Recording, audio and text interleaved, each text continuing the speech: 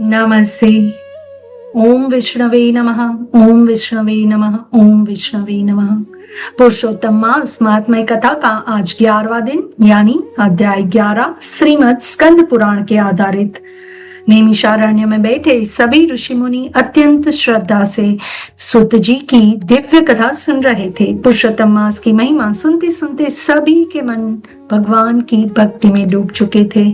तब एक ऋषि ने नम्रता से पूछा, हे सुत जी, कृपा करके ऐसी कथा सुनाइए जिससे यह ज्ञात हो कि पुरुषोत्तम मास में श्रद्धा से किया गया दान और सेवा कैसे मनुष्य के जीवन में चमत्कार ला देते हैं।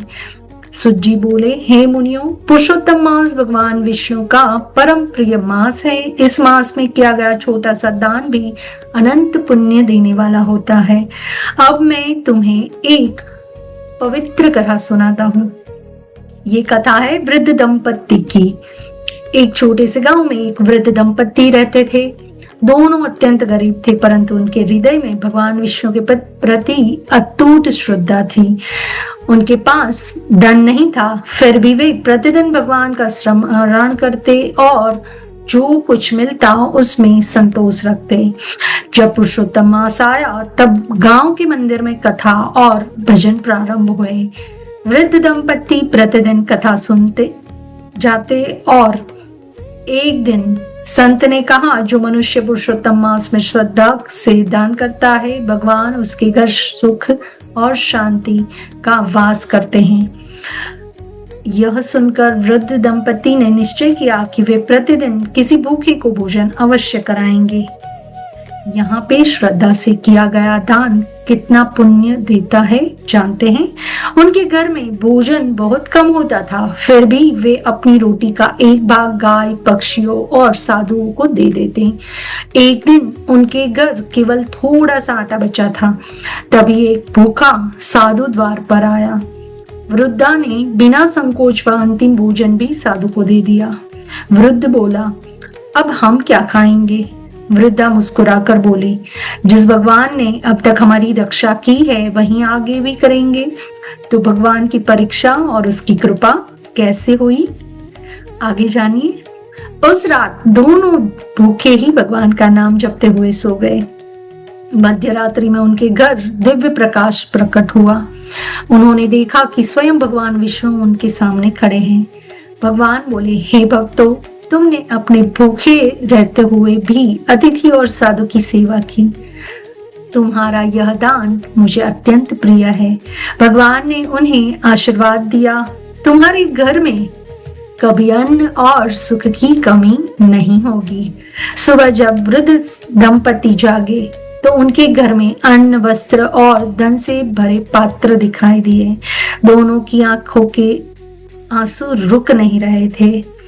पूरे गांव में इस महिमा का जो है उसका प्रचार हो गया कि जब गांव वालों ने यह चमत्कार देखा तो सभी भगवान विष्णु की भक्ति करने लगे। लोगों ने समझ लिया कि पुरुषोत्तम मास में श्रद्धा से किया गया छोटा सा दान भी भगवान को अत्यंत प्रिय होता है।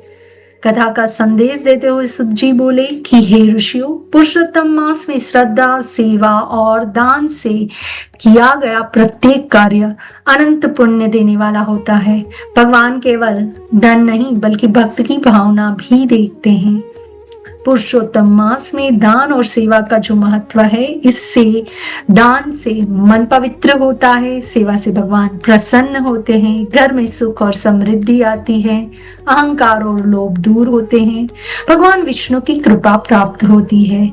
फलश्रुति जो श्रद्धा और भक्ति से पुरुषोत्तम मास महात्म्य के इस एकादश अध्याय का पाठ अथवा श्रवण करता है, उसके घर में सुख शांति बनी रहती है, अन्न धन की कभी कमी नहीं होती है और भगवान विष्णु की कृपा सदैव बनी रहती है। पुरुषोत्तम मास की यह पवित्र कथा हमें सिखाती है कि भगवान को धन या वैभव की नहीं बल्कि सच्ची श्रद्धा, सेवा और निर्मल भाव प्रिय है। जब मनुष्य निस्वार्थ भाव से दान, भक्ति और सेवा करता है, तब भगवान स्वयं उसके जीवन में सुख, शांति और कृपा का प्रकाश भर देते हैं। जो महिलाएं गर्भधारण की योजना बना रही है, गर्भवती माताएं और नई माताएं हैं, उनके लिए ऐसी दिव्य कथाओं का श्रवण अत्यंत शुभ माना गया है। माता के विचार, भावनाएं और आध्यात्मिक वातावरण आने वाली संतान के संस्कारों को गहराई से प्रभावित करती है। इसलिए घर में भगवान का नाम, कथा श्रवण, भक्ति और सकारात्मक ऊर्जा बनाए रखें, ताकि आने वाली पीढ़ी संस्कारवान, करुणामयी और आध्यात्मिक बने। जय श्री हरि। धन्यवाद। आप सभी के जीवन में भगवान विष्णु की कृपा बनी रहे। ओम विष्णवे नमः, ओम विष्णवे नमः, ओम विष्णवे नमः। जय हिंद, जय भारत, नमस्ते।